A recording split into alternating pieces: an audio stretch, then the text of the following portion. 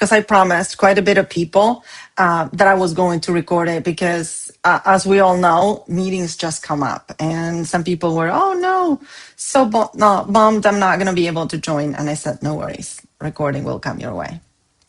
So let's get into it. If you were hoping to hear the 3 behaviors that help your message land and be seen as a leader from leadership, this is the meeting for you. So, as I said, feel free to comment in the chat. Feel free to hand up, ask questions, get yourself off mute. If we make it interactive, is all the better. And really what we want to answer, right? And we've been in this situation a lot of times. I've certainly been in this situation. What if trust in those high stake conversations was not something you either had or didn't have? Because sometimes we feel, oh my God, you come out of a meeting and you feel down. You did not land your point. You got contradicted. You froze, maybe over-explained. It's workable. We can work on those things. And there's a few different techniques and behaviors that we can tweak. Not change who we are, but we can tweak and build that, I don't want to call it confidence, but that stability, that grounding that will allow us to be seen and trusted by everyone in the room as a true leader. And as I said, it's not by becoming somebody else. It's not by being louder.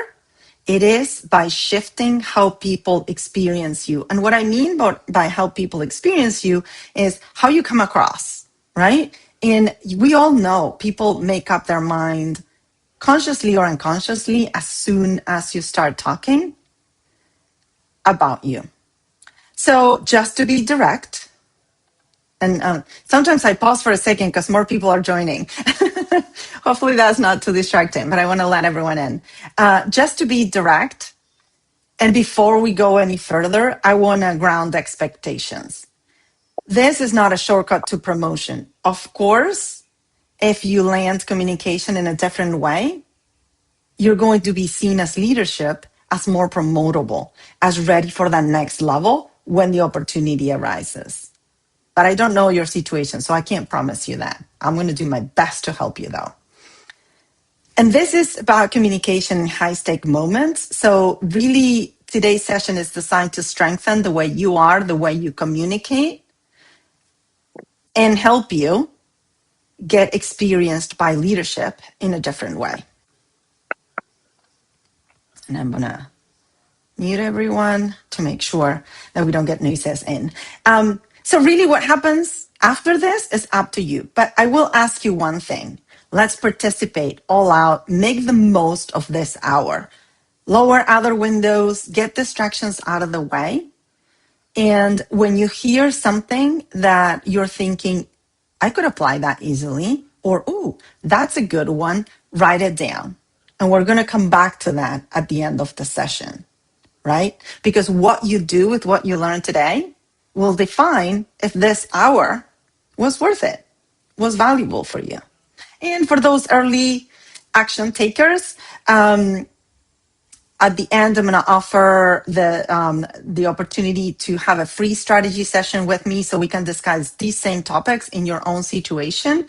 So if you want to click with your phones on that, scan that little QR code, it's going to take you to the calendar in case you need to leave early or whatever, where you can schedule that session. So again, if you're one of those early action takers and you want to do that and have it in there, sessions kind of book quickly sometimes after these meetings.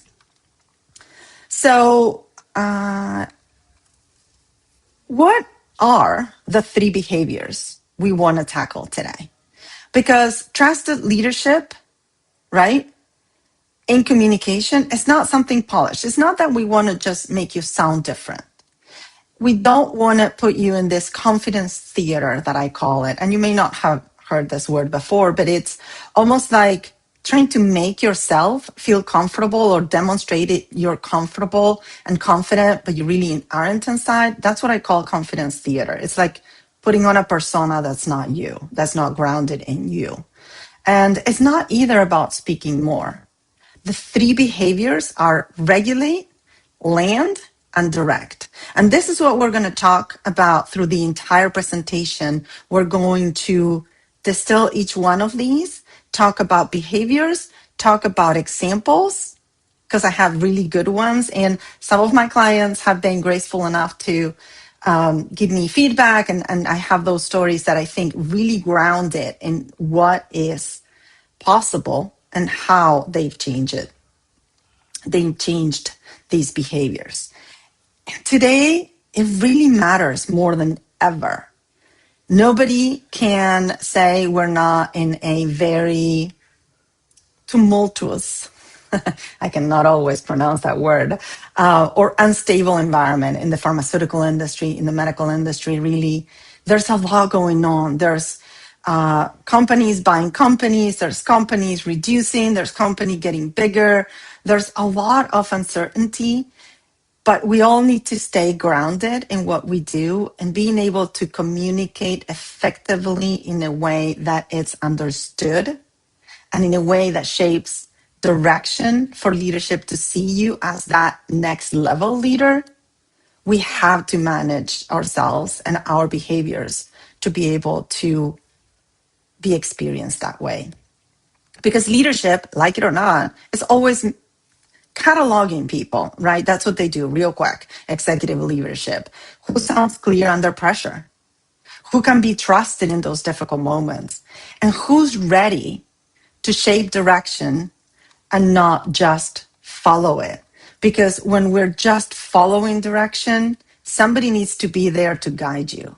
But when you're seen as that leader that shapes the direction, that's fantastic. They know they can trust you to move things forward. So this is for you. Again, who's this for? If you're already performing at high level, all of you are, I'm sure, I know some of you personally, some of you I don't, but I'm sure you're very capable. You know your stuff. You're already performing at that high level. But you don't always translate your knowledge the right way for the room to hear it.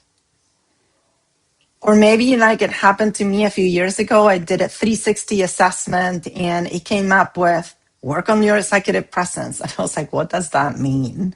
My manager didn't know, my sponsor didn't know. The sponsor was somebody else in upper leadership, a VP in the company, but they didn't know how to help me. And really is, how do you communicate? How do you get experienced by others?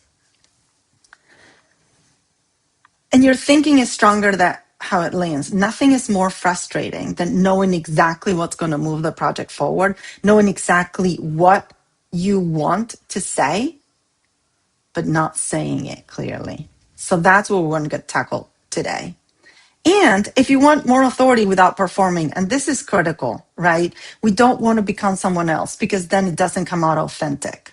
We want to adapt and utilize our own skills, our own strengths to come across as that leader that we want to be. Now, this is not for you if you want generic confidence advice. This is not a confidence presentation. It's really how to grab that confidence and demonstrate it out. So you're really seen as that high level leader that you know you are. This is not a personality makeover either. I don't want you to change who you are. Again, that's not going to come out as authentic.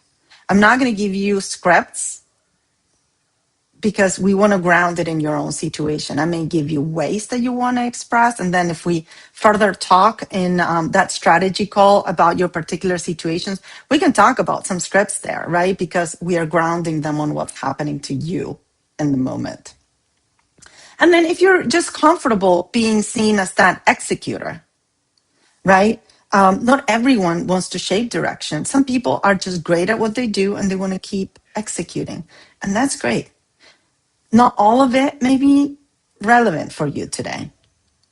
So if after that you're still here, you're in the right place because you're thinking, I know I'm capable, but it doesn't come all across the way I want it. I know what I mean. Why can't I say it the way I mean it?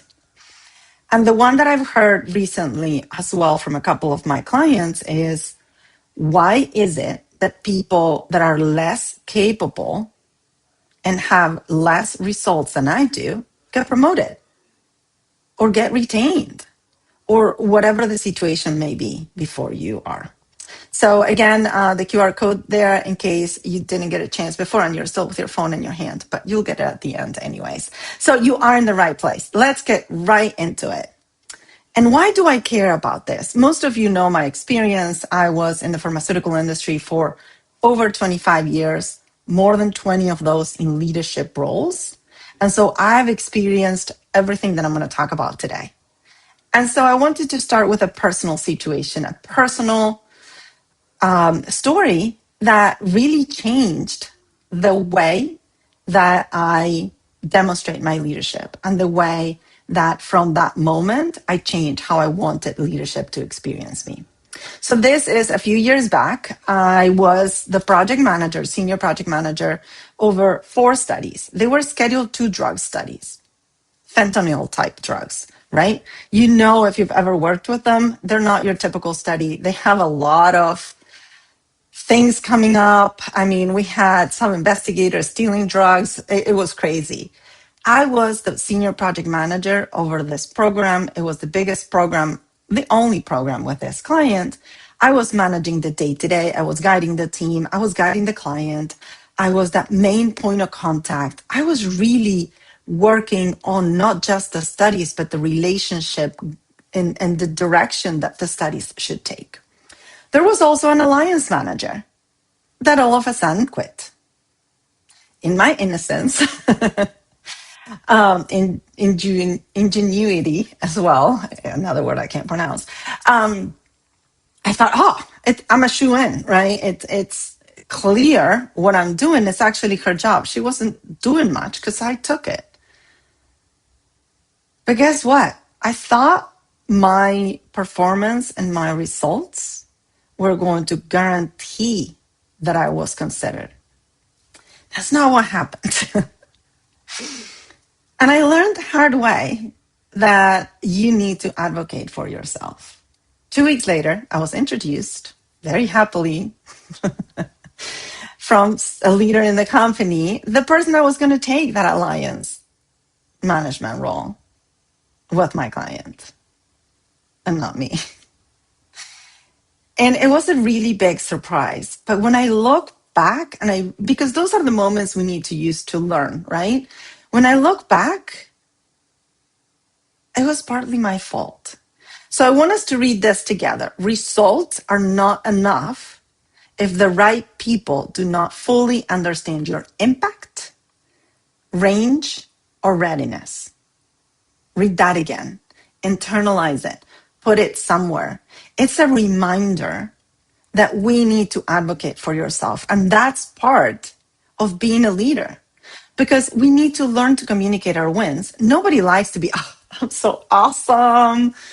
And we feel uncomfortable sometimes. We need to learn how to do it in a way that's going to demonstrate the kind of leader you are. Because we were also told you need to, as a good leader, you need to highlight your team, put them up there. They're the amazing team. They're the ones that get the results. But you need to weave in there how you shape the direction that the team took to take action and achieve the results. In the same way that you're highlighting your team, weave in what you did. Weave in what your leadership did for that outcome. And really the third one, name what you want. I never told my manager I was interested in that alliance role. She didn't know. And I knew, and I thought my performance was going to be enough, but it wasn't. And so if you're great at what you do, people tend to leave you where you are because you're great at what you do, and it's easier to assume that's where you want to be. Make sure you clarify if it is. So what we're going to learn today, regulate, land, and direct. how to stay grounded in the moment so things don't rattle you. That's the easy way to explain it. How to land what you want to say in a way that you're heard, in a way that others can take action on what you're saying, and how to direct. So, how to shape direction, not just be the one that is following direction that has been set for by others. Before I go into regulate first, I want to make sure, does anyone have any questions? I don't see any in the chat. I see a lot of you don't have the video on, but hopefully that's because maybe you're in a place that you can't have the video on, but you're still there. I see Brooke, she was like, yep, I'm here. Manisha, very relatable. Yep, thank you. So again, remember, if you have any questions, hands up and or put something in the chat. We'll go back to it. So this is one of my clients that I will come back to her later as well. But Maddie came to me, and this situation almost embodies all three of the behaviors we're talking about today. She was a breaking point. She was brilliant. She was getting results. She is leading a team that is working on implementation of an HR system. HR person comes and asks for a meeting face to face, because it's a global team, so people in different countries all come together.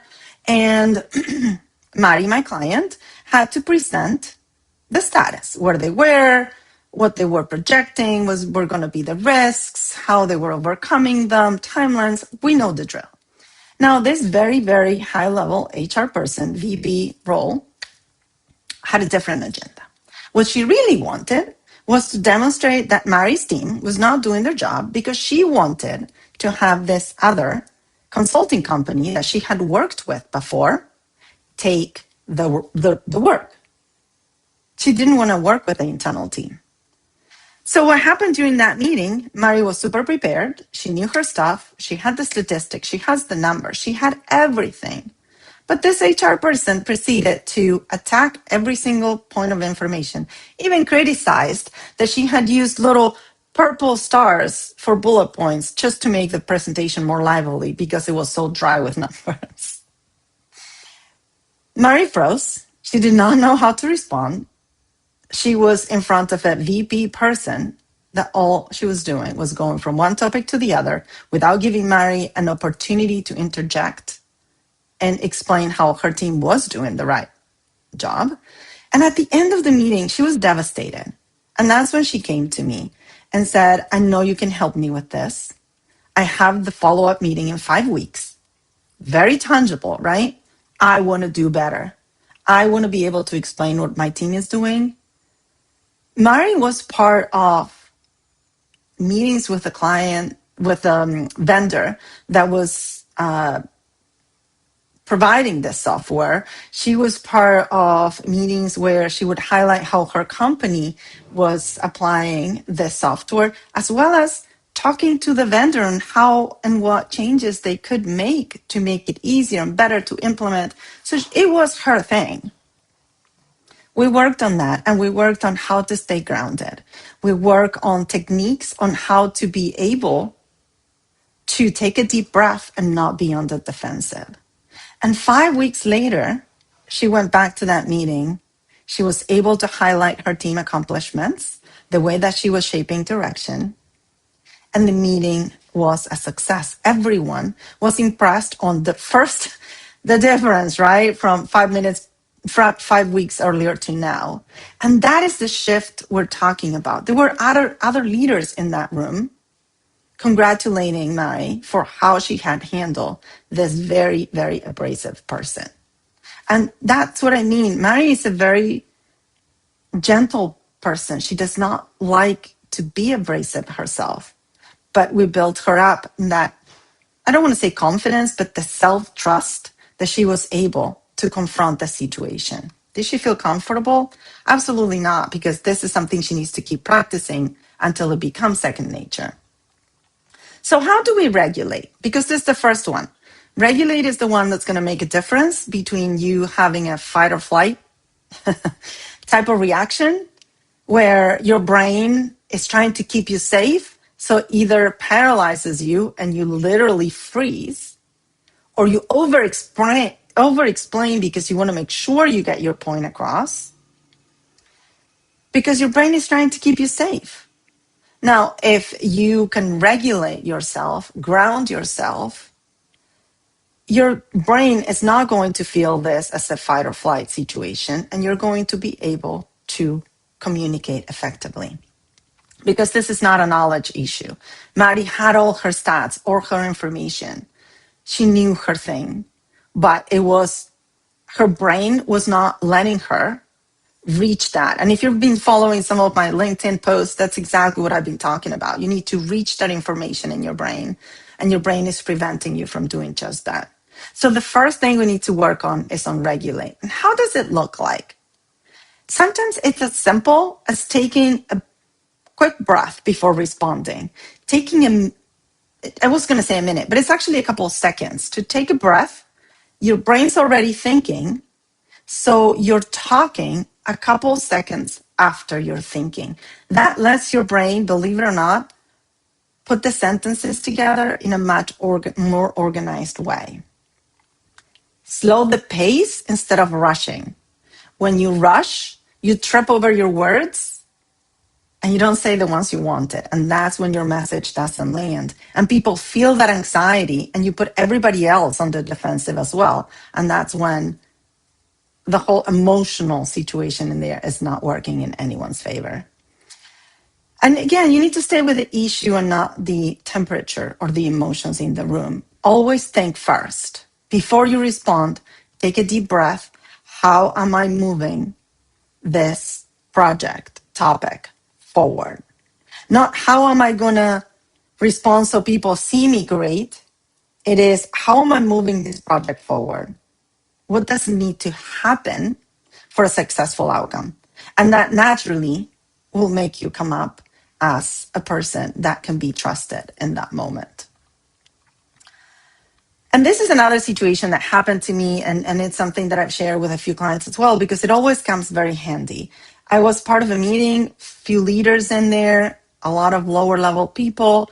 Two of the leaders did not agree on the way to solve a problem.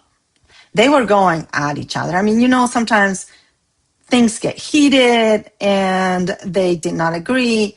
And it was 100% on the emotional side of the brain, and the temperature was rising. My concern was I wasn't leading the team. I wasn't leading the meeting or facilitating it, but my team and lower level people were there that did not need to see that spectacle. So I really was thinking, how can I lower the temperature so we can get these leaders to go back to normal and we can move the project forward? I took a deep breath and I decided in the moment that adding my opinion was just going to generate a third point for contention. No way. Going with one of the leaders was going to get the other one more in the defensive. So what I did was I started asking questions. What's the easiest way to bring someone from emotional side to logical side? Ask logical questions. They can't be emotional if they are trying to answer a detailed question. Naturally, you bring them to the logical side. So that worked great. And it's something that I've used since very frequently. It's so easy to just ask questions for clarification, not trying to prove any point, just clarification, and the temperature goes down. And then you just use that pause, use that to potentially suggest taking the topic offline, right? And Manisha says here, leaders are notorious to pull down others thinking it will elevate their positions if others are brought down. Absolutely. And we've all worked with those leaders. But when you bring it back to the logical and when you bring them back to detailed questions, it's very hard to continue with that, right? Again, I had a little bit of a back and forth with someone on LinkedIn that was like, well, but that doesn't work in environments where the culture is just very detrimental. That's a different kind of problem, right? This is people that you normally can work with, and it's just a heated moment for whatever reasons. I mean, it's clinical research. There's many heated moments. So again, leaders will trust someone that can regulate and bring the temperature down. And honestly, my participation was not even very long in that meeting, but I was the one that brought the temperature down, and that's what leaders noticed. So before we go into land, any thoughts that this is sparking? Any questions you may have about regulate or any situation that anyone wanted to bring up while I drink a little bit of water? I have a situation or a question because I Yeah. run into this daily. I work in a small company. We use pharmaceutical data, run it through an algorithm, and parse the data out into subsets for sponsors to write better protocols in the future. I have the founder who wrote the algorithm for the AI, and then I have my president. So I have somebody that's passionate and deep about the product and someone that's passionate and deep about sales. And Mm-hmm. eye to eye, and they're always conflicting in meetings. It gets very emotional. And they both have logical points, but bringing them together is so challenging. Mm-hmm.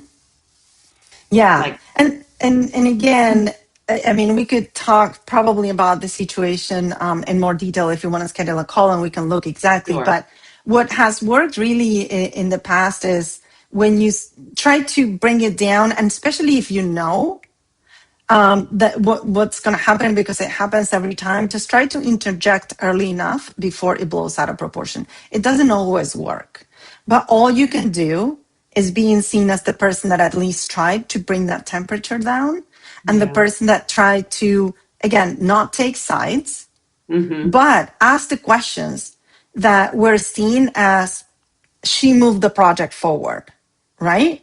And Okay. maybe even a suggestion in there, like I did on that meeting, actually at the end, once I was able to get them off the fighting ground, or the boxing ring, suggested a third person who was a specialist or that was an expert in the topic, to just bring their perspective as well. I mean, it always works when you defer it to later. Maybe you start the meeting with a different temperature and you're able to accomplish. If you can stop the fighting, and sometimes it's hard when you have your CEO and like Mm-hmm. people that are way above you, at least later on, they're going to remember you as the person that was bringing the Trying temperature to regulate. down. Yep, makes sense. Exactly. Mm-hmm. Great. Thank Yep. you. Thank you. Thank you for bringing that up. It's a great situation. Well, great situation. It's a great No, it's example. not. Yes. Thank you. Thank you. Thank you. And Manisha says, often we get in our way with our imposter syndrome, yes, and self-doubt, our abilities. And that's what I want you to learn to regulate. Because one of the things, for example, that I've worked with Mari a lot is we all know the things that we need to do. We know what we did maybe not the way we wanted. But do we keep a list of our wins? The little ones. You have a long list of to-dos. Can you keep a list of your wins? Reminding yourself of those little wins and the times where you actually were successful at regulating yourself, for example, or on something you did, that builds your inner trust. And again, that's something that I do with my clients a lot because we're so bad at remembering our wins. And again, it works. So, unless anyone else, oh, Maggie just joined as well. Unless anyone else has any more regulated questions, let's go into land. Vidya says little wins and tracking, this definitely helps. Absolutely. And guess what? It also helps you remember how, Carla has a brag book full. I love that, Carla. Also, you can remember how you did it because sometimes you're like, I know I did this in this meeting and it worked great. What exactly did I do? Write it down. It's so good for your own self and inner strength later. We're often too critical in our own judgment, always. Yes, be gentle. Not just that, be objective, right? There's always things we can learn from, and you can take those things and then be gentle in how you looked at what didn't go well, but do it with a learning hat on. I tell my staff to do this, but never do for myself. Jen, we're all there. So I have a question for you, Jen. When are you starting yours? Right now. Right There you now. go. I That's what I tell them, want. I'm like, just keep a draft email even of the, Jen is great list so that when you Yeah. have your review or what have you, you have all this random stuff to talk about. But I don't Yeah. do it. That's a Yeah. great idea. So start it today. I like that. Action Done. driven. Thank you. So now we grounded ourselves, we regulated ourselves because we can't land our point if we don't regulate first. And landing is not needing to say more or needing to say less. It's really saying what you're thinking in the minimal form that is going to be able to transmit your direction. So you have to focus on what comes next, and then you give the background, right? What's your proposed solution? And then you bring the why. Manisha said, I put weekly wins in our AI-driven performance management tool. Yes, if I miss a couple of weeks, at least I get monthly points. Perfect. Another thing you can do, we all use AI, right? I'm big on AI. I'm obsessed. A little trick, if whichever AI you work with, ChatGPT or Copilot, whatever, transcript of the meeting, you can always ask AI, give me my wins from this meeting. Tell me what I did, what skills did I really demonstrate? And if you keep it on the positive, you're always going to be able to build yourself up. But that's something else that we can work on. It's something that I use a lot with my clients. AI can be an amazing partner in how you manage your teams, how you manage yourself, how you see your wins, and how you improve. Hey, Stephanie, no problem. You'll get the recording with a full presentation later. So let's go to land. And what it means to land your point. It means to get to the point faster, reduce the dilution. So if you're one of those long-winded people,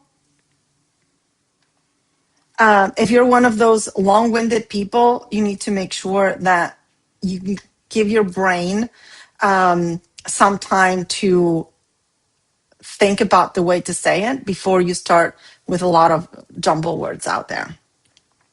Replace the explanation loop with a clear signal. So what this means is get to the point and then explain why you think that's the direction they need to take, or then explain why, or go to with your reasoning or the validating points. First, go to what your proposal is.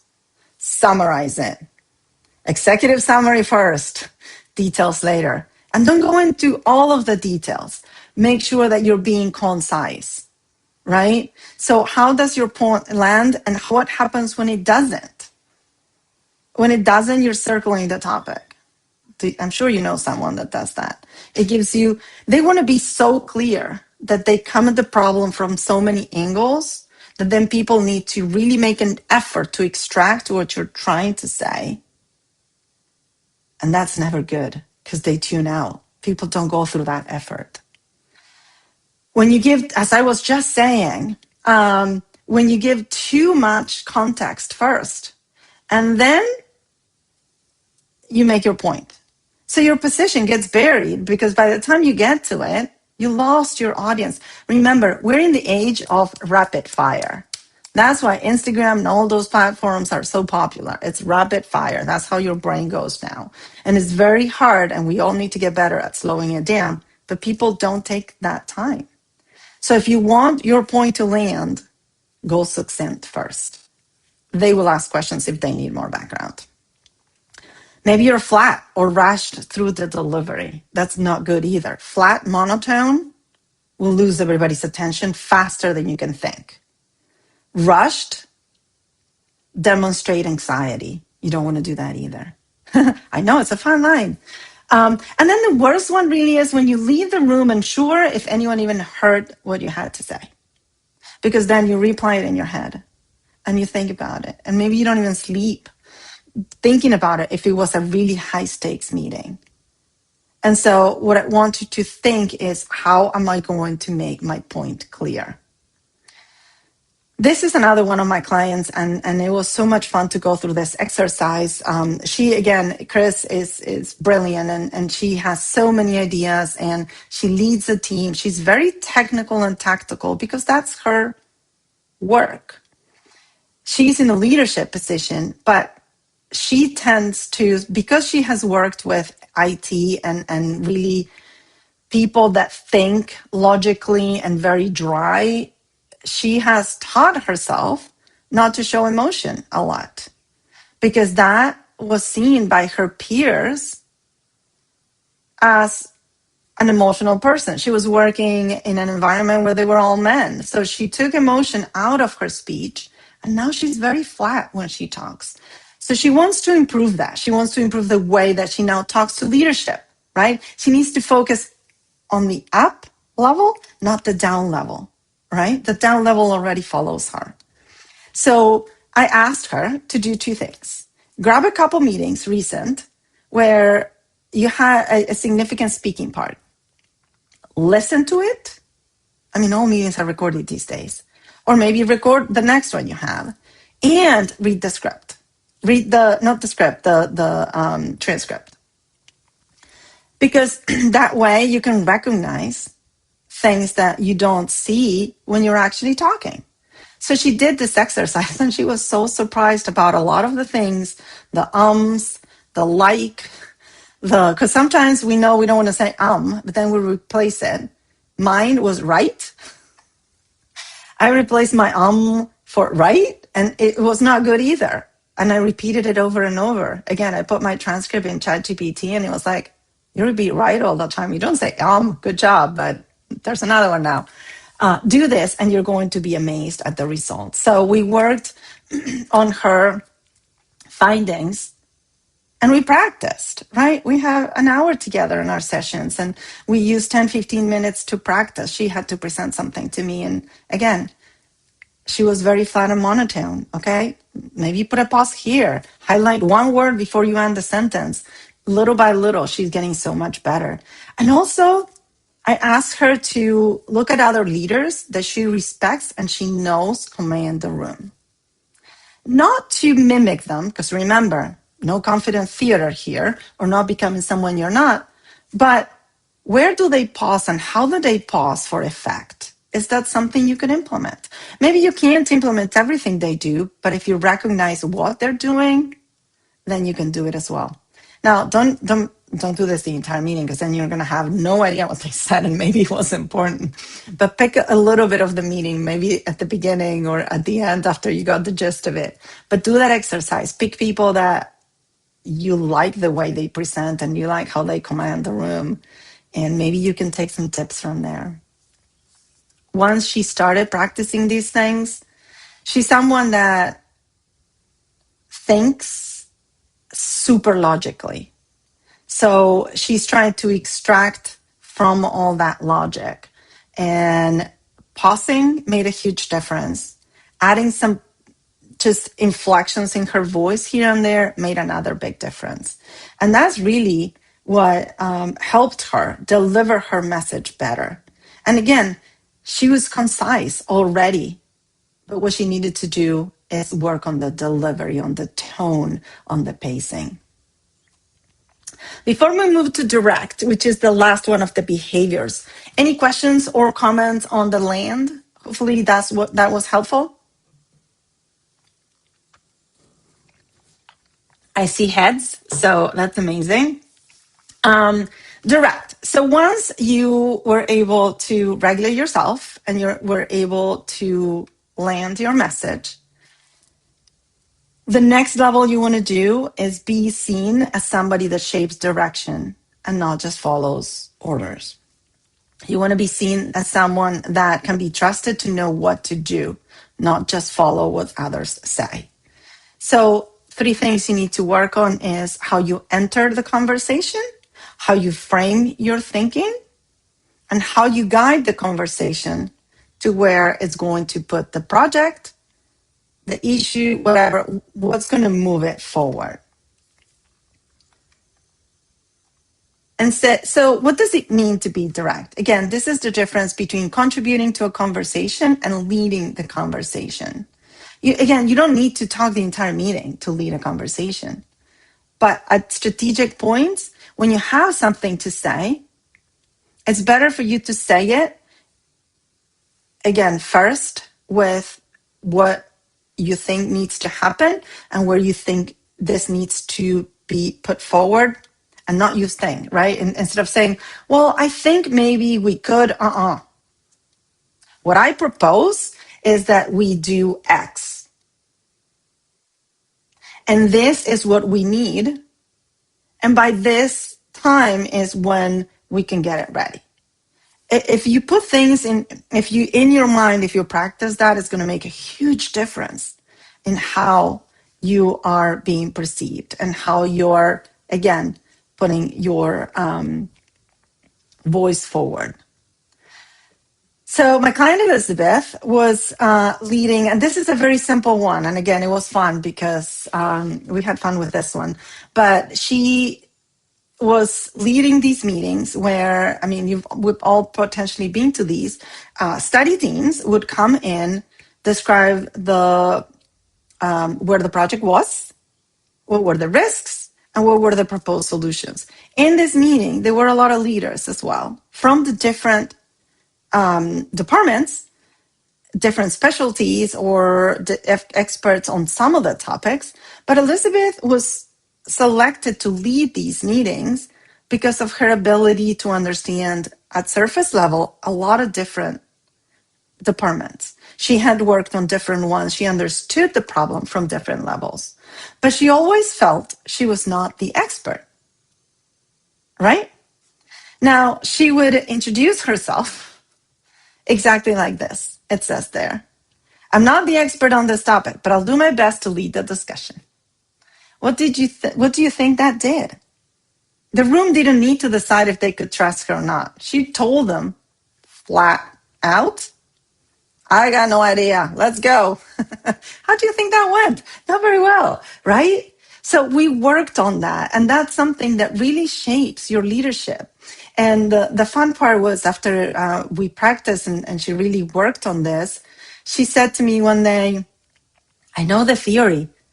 If I look at the 10 points or the 10 things that good leaders do, I'm a 10 out of 10 in each one of them. Not really. I know I should not start by apologizing, but I did. So we removed those authority disclaimers. Next time she just started as, I am Elizabeth. I am here to lead this discussion to a successful outcome. Let's go through it. What is the study we're discussing today? You didn't need to say anything else. She stated her role. She did not need to put it down. The other thing she would do, and I noticed this on the first meeting that we had, she would look around the room when she had to think. That does two things. One, you lose the connection with your audience. If you're looking at the camera, like I'm doing right now, you feel I'm connected to you a lot more than if I'm thinking and talking, looking at the wall because I want to focus on what I want to say. So you unintentionally, maybe the words were right, but the connection wasn't there. So we strengthened her visual presence.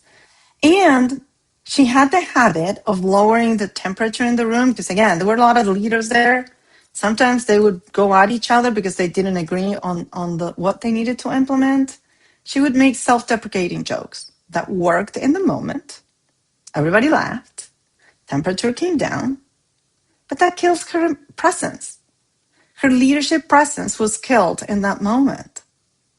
So we practice the example that I gave you earlier, right? And she, after a few weeks, just after a few meetings, she saw a huge difference, not just in how comfortable and how confident she was in leading these meetings just by starting differently, but also in how people perceived her and all the other leaders on the call took her direction.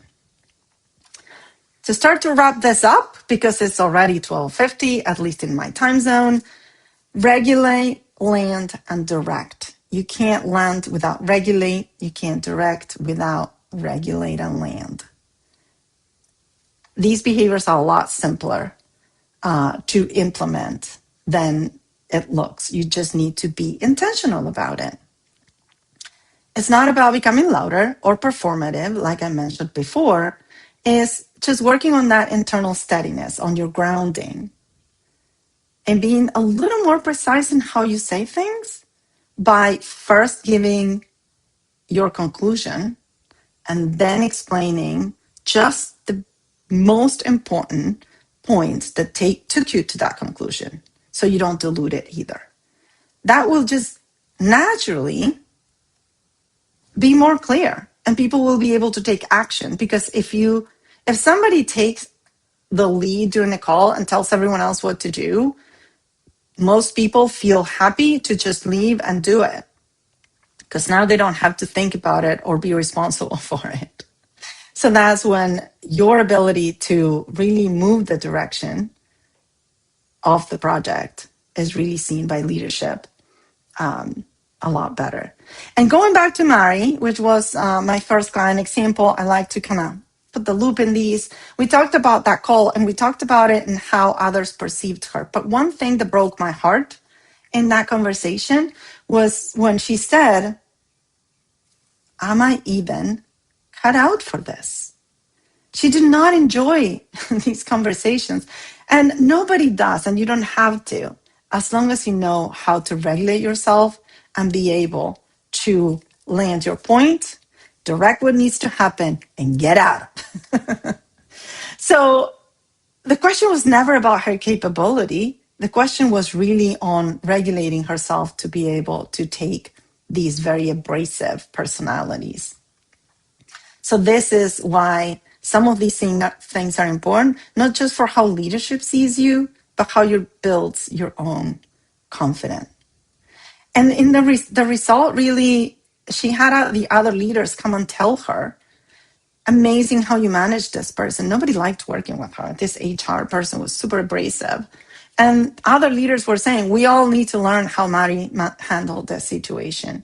She was grounded, not reactive. She stayed at her position. She was not defensive, and leadership noticed.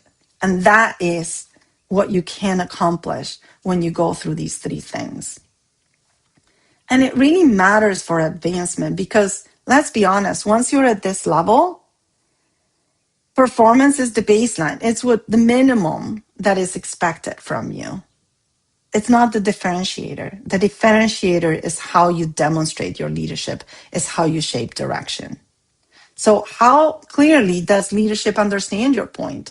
If they had to sit with you for 20 minutes to understand what you need to do next in your project or where you are, they're not going to be looking for you to be that leader that they want to work with all the time. If you're the person that in 5 minutes can do that, yes, of course. How you come across under pressure. Are you the person that's all rattled when people are bickering and going at each other? Or are you the one that at least tries to bring it down to the logical conversation? Because that is what helps you be seen as somebody that shapes direction and really anchors the room. But this is still hard because, again, like Elizabeth said, if you have the theory and you don't apply it, you think you're doing it, but you need to do a little bit of introspection. Sometimes you just need someone to give you that feedback on the moment. Elizabeth would have never gotten that feedback from the other leaders or peers in the room. They were not her line manager. They were not somebody that was there to help her grow. Her line manager was there in the conversations. But when I started asking all these questions, they came to light. She got that feedback. And she was able to implement like that. I mean, I love the work that she did because she was able to implement week to week to week. She would grow. And it was amazing. It was within her. She just needed to tweak some things. And then you need some tools to help you work through them.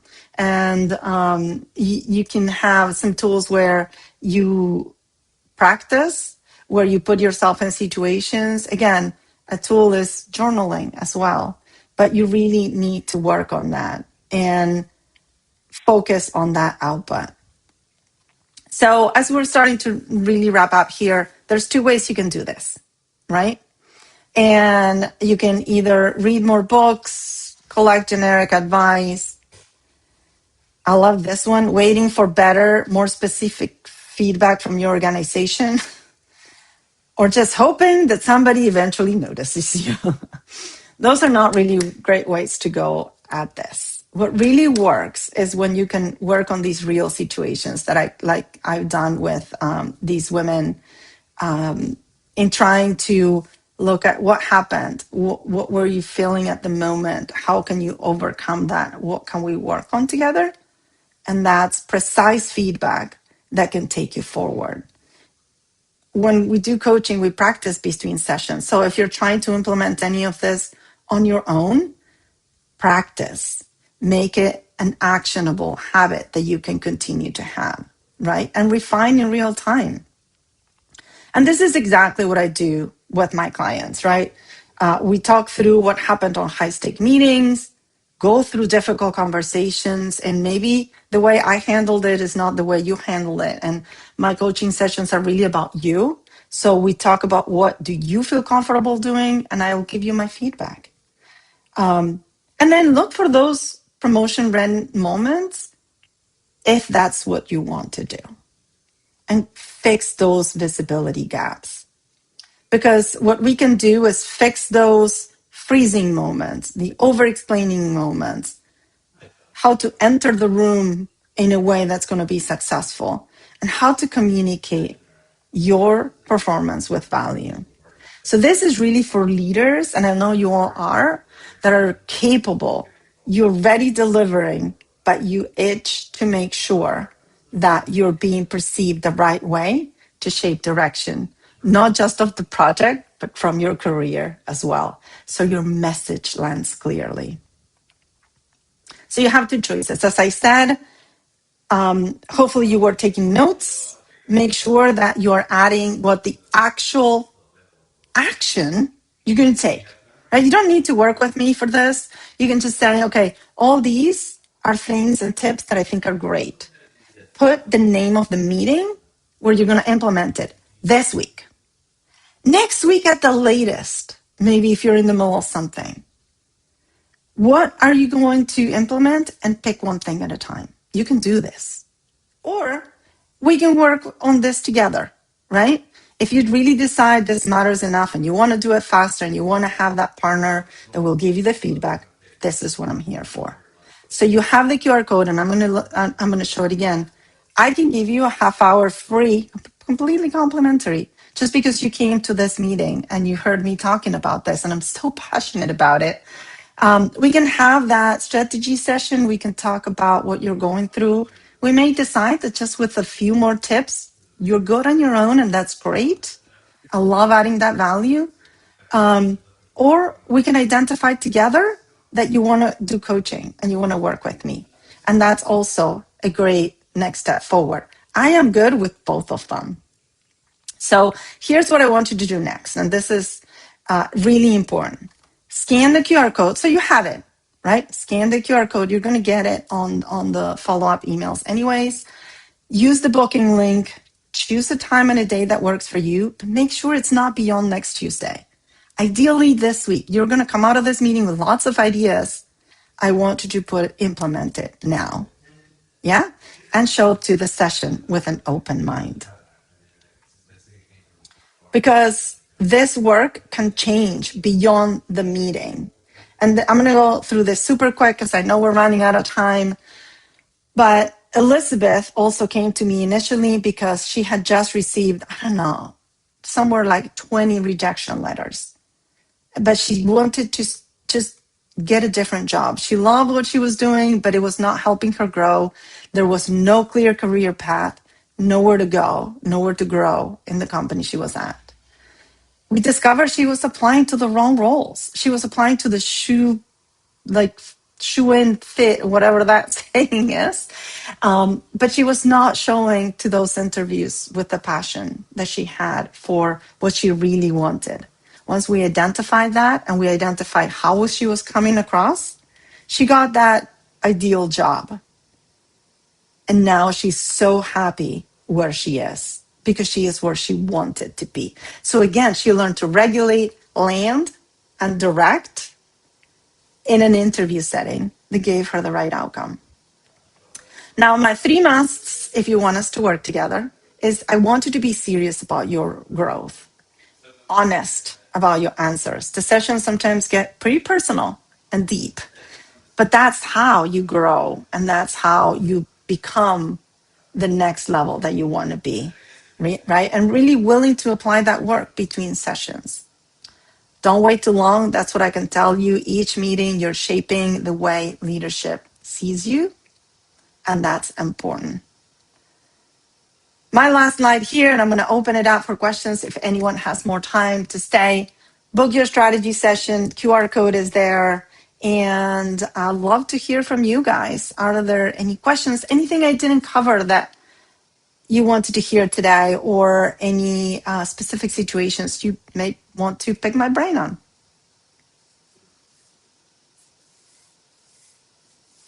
And I see we have a couple messages here. Jen, Lydia said, over explaining something I'm guilty of, working to improve.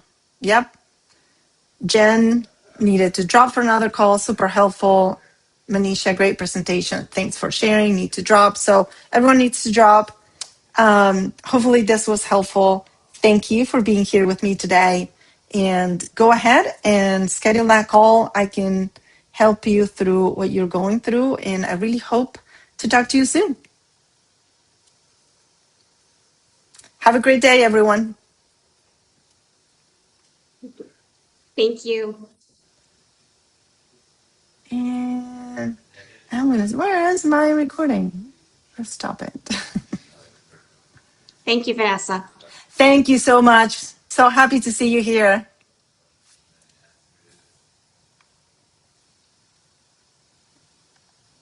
Maybe I'll get here's the recording.